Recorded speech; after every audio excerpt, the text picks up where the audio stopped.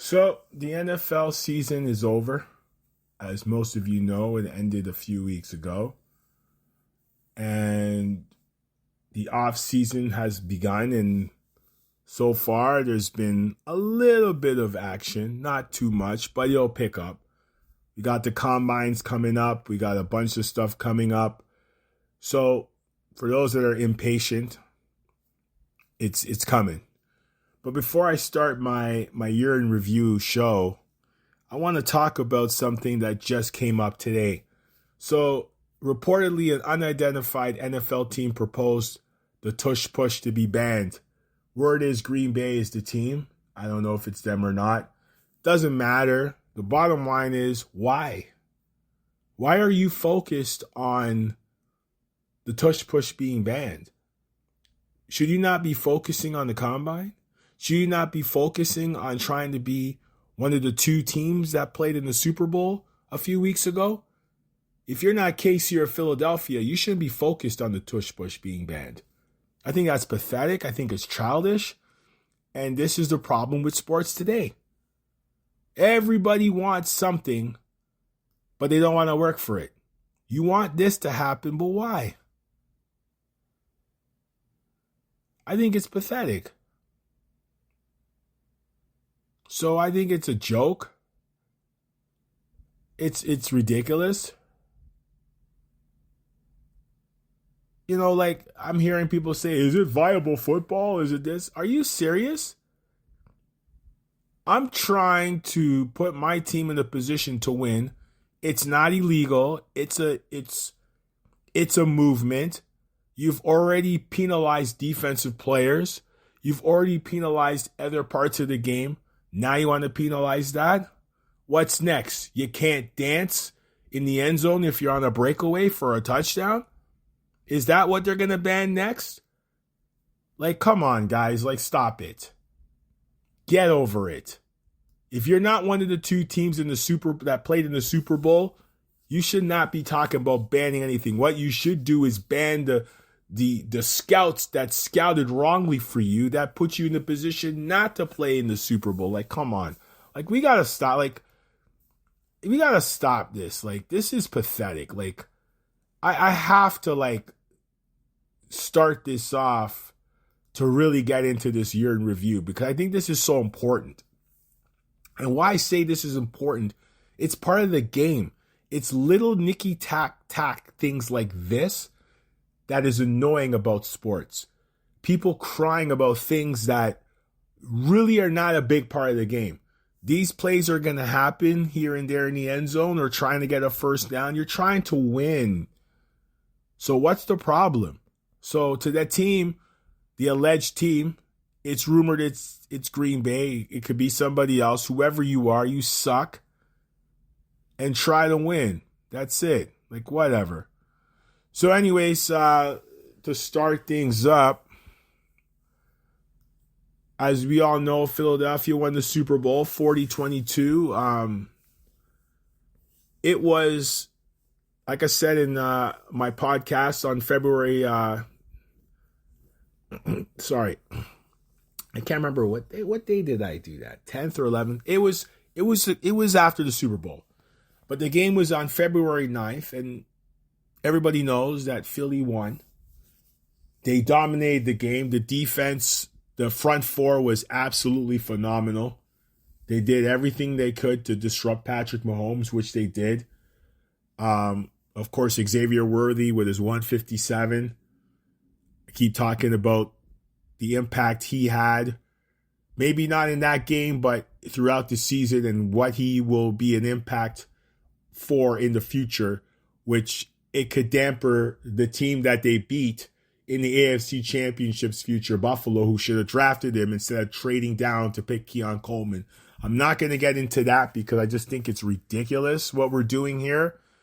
But this is what it is.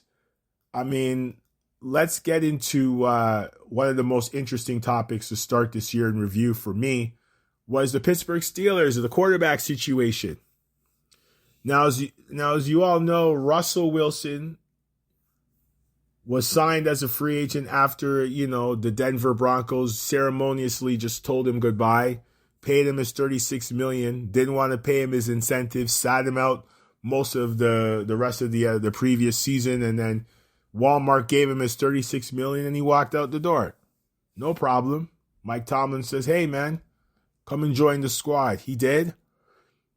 But also they traded for Justin Fields. Justin Fields, came out, did what he had to do, and, he was ready to go. Russell originally was the starter, quote unquote, got injured, supposedly. And Justin Fields was the starting quarterback. Justin Fields won the game, the first game of the year, if I'm correct, it was Atlanta at 18-10. 18-10. I remember that game because, of course, former quarterback for my Minnesota Vikings, Kirk Cousins, was the quarterback on the other end for that game, and it was one of those games. But it just kind of told you, it kind of set the tone for what was going on this season. I mean, even earlier in the year, the first Thursday night game, it's interesting because the storyline was almost built for the Super Bowl. Because remember the Thursday night game on September 5th, it was Baltimore and KC, the 27-20 win that KC got. And then the following day in Brazil, it was Philadelphia beating Green Bay 34-29. And you saw those two teams, what happened in February, the 9th of February. So, but Chicago beating Tennessee, I remember that. 24-17. I'm just looking at these scores right now as I do this podcast. First win for Caleb Williams. New England beating Cincinnati. Joe Burrow on pace to, this was the beginning of Joe Burrow's phenomenal season. Unfortunately, most of these fantastic stats was on the losing end. The defense is terrible. So it's just my Vikings beating the Giants 28-6, one of the worst interceptions in NFL history by Daniel Jones. Please Google it. It shows up. There's just a bunch of, of course, Detroit beating the Rams 26-20. At Detroit, Stafford throwing for 317. There was so much headlines. There's so many things that week one kind of, led to what was going on. San Francisco beating the Jets 32-19. It's just one of those things. But I think one of the things that was interesting was Buffalo. Like, what was Buffalo going to do? Like, how were they going to respond after the loss the previous year to KC at home in the divisional round? Because as you know, KC played Baltimore for the AFC Championship at Baltimore. KC won, went on to beating, of course, that coach in San Francisco who, well, you play him, you're guaranteed to win a game, but that's a whole different conversation. But, Buffalo came in. I remember they won their week 2 game against Miami, and I think that was a game where Tua got hurt again. And it just kind of questioned a lot of things for the Miami Dolphins and where they're going coaching-wise. For Buffalo, I picked Buffalo to win their division again, which they did exactly what I said they were going to do.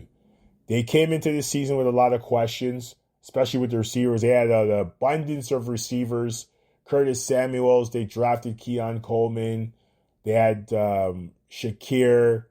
They had a bunch of receivers. But, and of course, 2 good tight ends. And they have James Cook.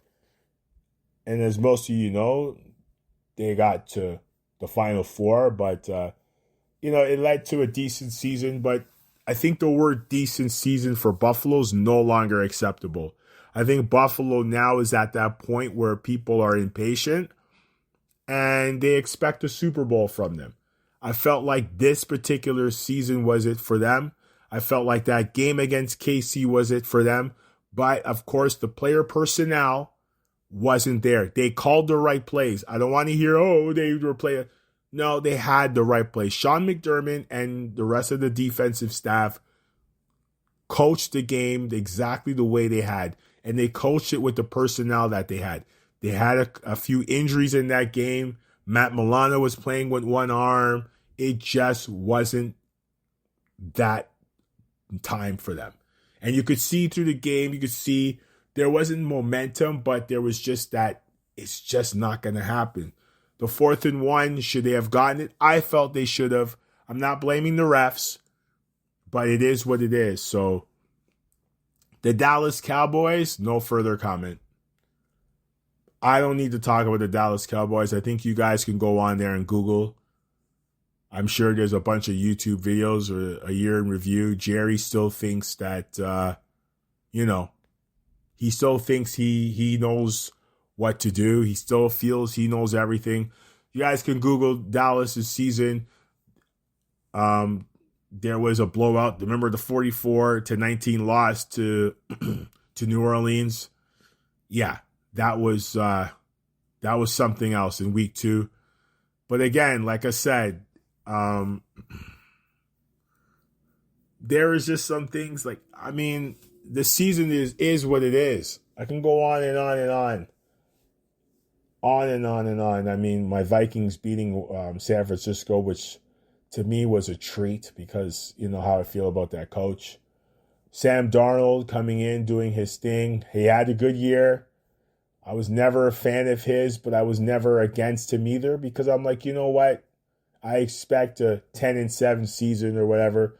Of course, exceeded expectations, I think 13-4, but still didn't feel that way about them, you know. But so the thing is, and I'm going on and on about it, and I'm talking about a lot of things, but this is what my year in review is. This is not a scripted. By the way, this year in review, I didn't sit down and write down what I'm going to say. I'm just going to be organic with this, and I feel like that's the best way. I'm going to speak how I feel about the season, as you've heard so far, and I want you guys to understand that this is how the NFL is. The NFL is organic when it comes to games. You can never be right on the game. The Super Bowl, we felt would be closer, but the Eagles did what they had to do. So every game is organic. You look at the KC situation, they won a bunch of close games, and it just drove people nuts. I'm sure it drove the betting boys nuts too, but that was just a game. Washington, Jaden Daniels, wow. Is it going to be a sophomore jinx? It could. Just like CJ Stroud, it's okay. It's okay that, he might not have the season he had last year. But he came in, he's well equipped. He now knows what he needs to do, and Washington's going to be fine. The New York Jets. My, oh, my, oh, my, oh, my. Please. They got Aaron Glenn. I like that pick for a coach.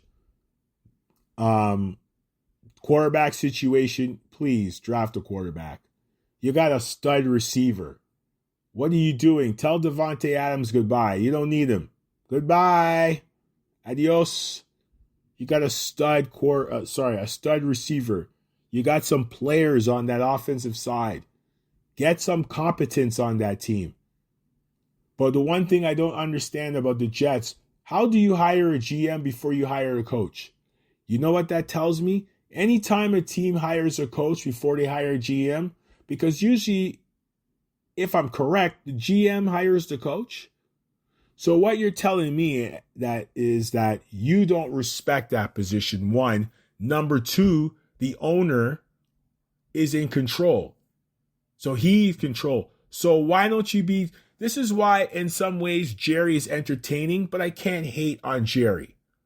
Jerry's telling you, I'm the owner, I'm the president, I'm the CEO, I'm the assistant general manager, I'm the general manager, and I'm the coach behind closed doors. He's telling you that. At least we know he makes the decisions. How do you hire a coach before you hire a GM, New York?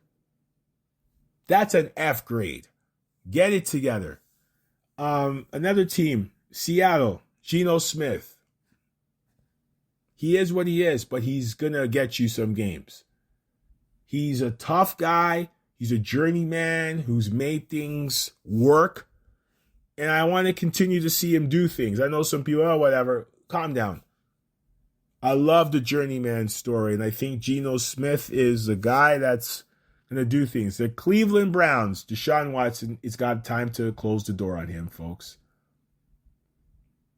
You have so much good pieces on offense. Now Myles Garrett wants out. Kevin Stefanski's like, oh my gosh, what do I need to do? Draft a quarterback. I don't know what it's going to take for Cleveland to win. They get an F+, if that even exists. The New York Giants, E, F, G, H, I. If the grades go down to Z. If there was a Z-, I give the New York Giants a Z-. There's nothing about them that looks good. They might keep the coach. They might keep the general manager who's aloof. They're not doing anything. The Houston Texans, they got some pieces. You've heard me talk about their two receivers. And I'm telling you, it's crazy because there was that one incident, of course, that I saw with the Houston Texans while in that divisional round game against KC with the coach and the player, and I said DeMeco Ryans needs to step up and do something. But you know what? And I was very vocal about it. But you know what? That's for a reason. That's why they couldn't win. And they deserved to lose that game, and I still stick by my words on that. But what I'll say this is DeMeco Ryans has an opportunity to put right to right now. He has an opportunity to fix the situation in the offseason because he better. Because I'll tell you right now, there's no patience in the NFL, and they love to fire coaches. So, we'll see how that goes after that travesty that happened, which I thought was absolutely pathetic, to say the least. So, we'll just see how it works from there and for that squad, and that's about it. But, they got Tank Dell, Nico Collins. I mean, I just love those two receivers. They're going to be something special. CJ Stroud gets it together, stays away from the foolishness and from the celebrities who have really no status or no business being around him. He'll be fine too. He'll be all right. Another team, Las Vegas, not interested. Arizona, no interest at all. Denver, no interest at all. New England, let's see what Vrabel does. They have the pieces on defense. There's a couple guys on that defense that I like. Let's see what Vrabel does with that defense. Maybe he molds it. Then the offense itself needs work. So we'll see. Indy, Anthony Richardson, my boy. Just keep working hard in the offseason. Keep the effort. Don't give up on the effort. Don't step aside. Do your stuff, my friend. Do your stuff. And we'll see what happens. Who else? Los Angeles Rams. Well, they want to trade Stafford, so we'll see how that goes. And they want to trade Cooper Kupp, so we see a minor rebuild coming in. Now, is it a full rebuild? Who knows? What are they going to do at quarterback if they do get rid of Stafford? If they go out and they get a rookie, it's a rebuild. If they go out and they get somebody that's cheap and seasonal, then they might try to. But it's really what they're telling the fans is we're not going to win in 2025. That's okay. It's okay sometimes to kind of start over again. But the Rams have some pieces on defense. Oh boy. That's all I'm going to say. LA Chargers, Jim Harbaugh knows how to win. He knows how to win. You don't have to like the guy. He knows how to win. Even with a regressed Justin Herbert. Justin Herbert regressed this year. And if you don't believe me, go check his stats. He regressed and he still was able to get that team to the playoffs. If there's any guy that Justin Herbert should be working with, it's his coach who has been winning from day one. As an NFL quarterback, there was something about him that was unique. Went into college before, won. San Francisco 49ers took that dead weight franchise to a Super Bowl.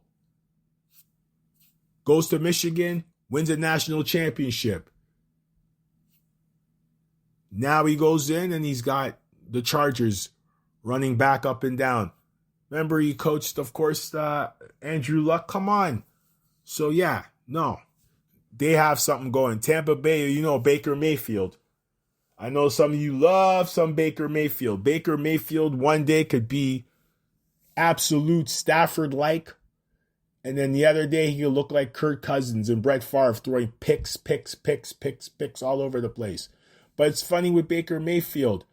Throws a pick. Baker Mayfield might have a 300-yard game. Throw 3 picks, 2 touchdowns, and might win or might lose. But then he has those games where he throws like 400 yards, 4 touchdowns, runs for 2.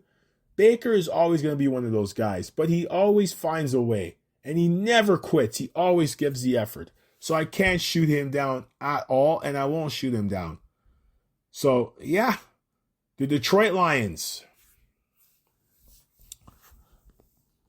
I don't know about Jared Goff. I've never been convinced by him. I love Amon St. Brown. I love Jamison Williams. Those are what you call receivers. And, of course, they're two-headed monster at running back. I mean, Gibbs and Montgomery, their coach, he's a little goofy. Their defense is good. They lost a couple of pieces during the season due to injuries. You know, that game against Washington, they got a wake-up call. What the wake-up call is hello, this is the playoffs, and we're here to play. That's what happened. You see, what happened was Jared Goff had that type of game against Houston. He won that one against Houston. But now you're playing Washington. Washington's not here. And the coach of that team, Dan Quinn, who knows how to coach defense in defensive situations, wasn't going to allow that. He knows how to win. Unfortunately, the night that he was supposed to win 28-3, he had a goof for an offensive coordinator, and you saw what happened.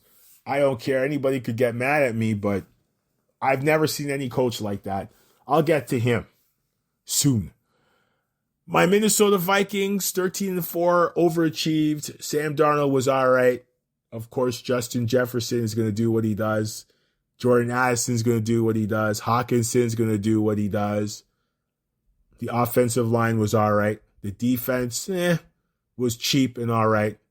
Coaching was good. The master motivator, Kevin O'Connell. But 2 things from them, quarterback and running back.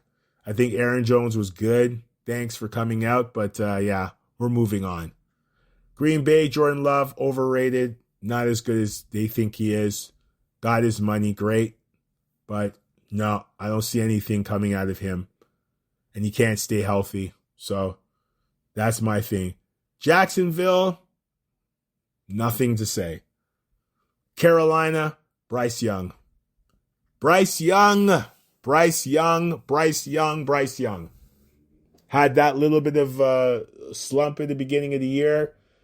That game against the Chargers where he lost 26-3. And then after, Andy Dalton took over for a bit. Then Andy Dalton had that accident. Bryce Young came back. And from that time, Bryce Young has been playing great football. Right through. Competed. Even the game against KC, he competed. He battled. He battled them. Could have won that game. So a freshly rejuvenated Bryce Young who is ready to win and ready to compete in the 2025 season. I'm cheering that kid on because I know everybody had him in the toilet. Some people said, oh, you should drop him and you should trade him. He might not have been a fantasy option for most of you. He wasn't for me. But when it came to him as a human being and as a football player, he was great. He was great. So shout out to him. I just feel like, Atlanta. Do I want to talk about Atlanta for a second here? My boy Kirk Cousins. Classic Kirk. Continue to do what he does best. Runs into a wall after losing to my Vikings. And then Michael Penix inserts. Remember I said it. As soon as I saw him get drafted, I said his days are numbered. And I didn't say it in a disrespectful way because Kirk Cousins is a good human being. I'm sure he's a good human being. Let me rephrase it. I'm sure he is a good human being. But his agent is even better because his agent, I don't know what he's told people. I don't know what. This guy could sell a broken pencil and get probably $40 for it. Because how do you sell Kirk Cousins and pay him that amount of money? You are the number one guy right now in all of pro sports, Kirk Cousins' agent. He is absolutely the number one guy in sports right now because I still don't understand for even that contract that Atlanta gave him. And I'm like, are you out of your mind? Like, how's that possible? I mean, look, I was happy he was gone.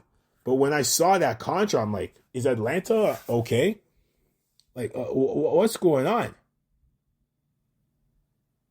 So, I just, it's one of those things where it's like, okay, but I'm not hating the man for making his money. Don't you even forget about it. So, I mean, his agent, Mike McCartney. Mike McCartney, you are a great salesman. You are a great salesman. Tremendous. How did you do it? How is it that you're able to sell this guy who is a C-level quarterback to teams, including my Vikings, and get him that kind of money? I got to talk to you, bro. I would love to talk to you. Mike McCartney, please holler at the pod show by Beat Fact Music. Wow. Whew. Who else is there that we need to talk about? Is there anybody else? Well, I'm going to save the best for last. The San Francisco 49ers.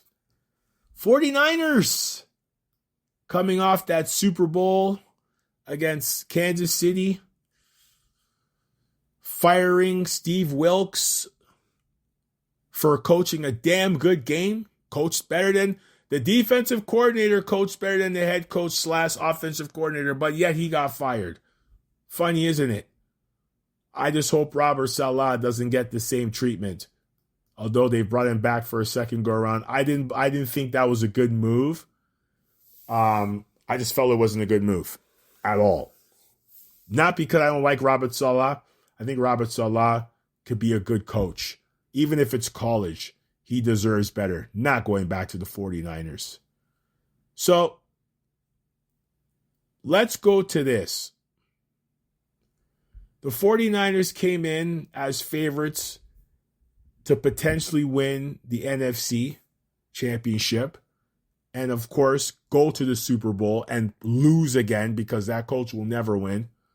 They finished off with a 6-11 year, fourth in their division, a lot of stuff going on. And, they lost their last four to the Rams, Dolphins, Lions, and Arizona. And they just looked like a team who belonged exactly where they belonged, on the bottom of the barrel. And the thing is, and my takeaway from this is, you believe that offensive players are more essential than the offensive line. If I get it right, I can't remember exactly what he said, but it was more essential to him. That's okay. That's okay. And I'll say it like this for Kyle Shanahan. I'm not saying Kyle Shanahan's a bad coach, but he's not a great coach. He's not a great coach. What makes him a great coach?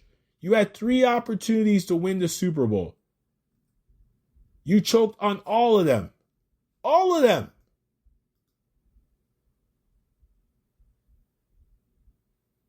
So I don't know what you could tell me that why every year San Francisco, oh yeah, they're contenders. Okay, great.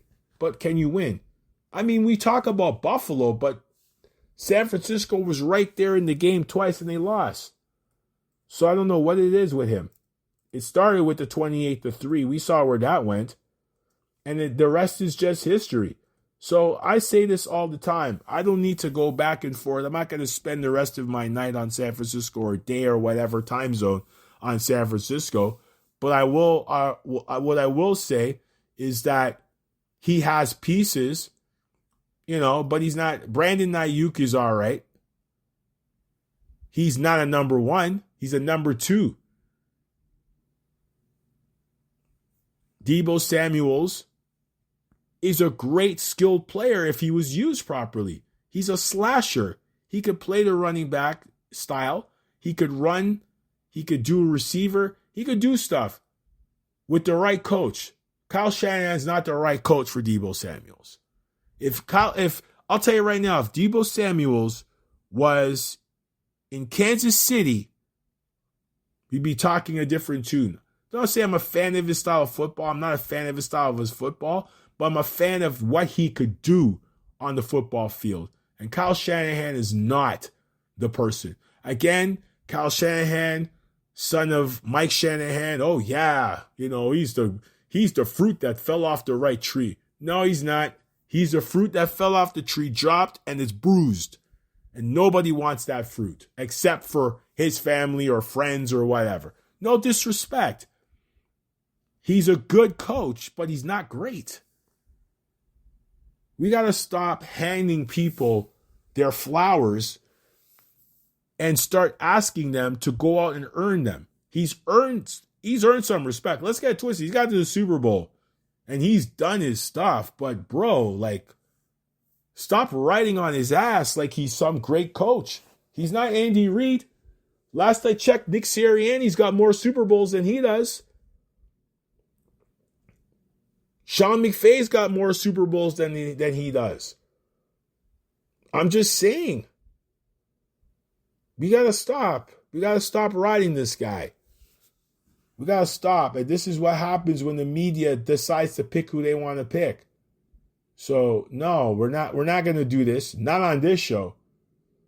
I'll give flowers to Nick Sirianni after the turmoil in Philadelphia this year. You got to give and to the players that came out and played their butts off. All the players, they get their respect and flowers. All the players.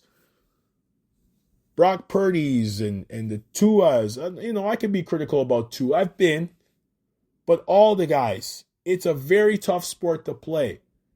And they do the best they can to come out and win. But some of these coaches that be getting pushed over like they're great, who've done nothing, we got to calm down. It's like the social media. People think that they're special. They all of a sudden get a social media title. They're life coaches, relationship coaches, fitness coaches, just because they're on Instagram. Just because Shanahan's the son of Mike Shanahan, we're supposed to praise him? No, we're not. Calm down. But anyways, let me get to the last topic here, the MVP voting.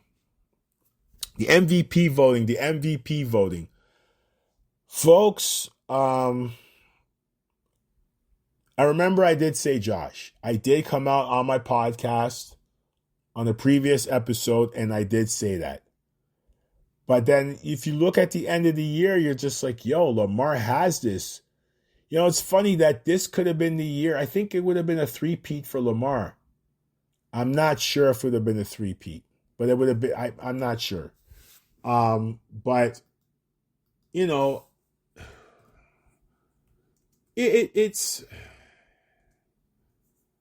hard. I don't know what to say. I look at it as,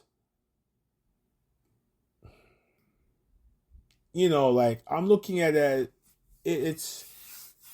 I mean, Josh Allen joins a very elite list of MVPs. I mean, if Josh Allen continues, he's going to be a Hall of Famer, just like the great Jim Kelly, from the University of Miami, the U. But like I would have given it to Lamar, but I'm not going to fight with the media. The media, they know who they like. They know what they like. They have their favorites. We all know this. It's the politics is real in sports, just like it is in any business. But again, is it not the most important thing?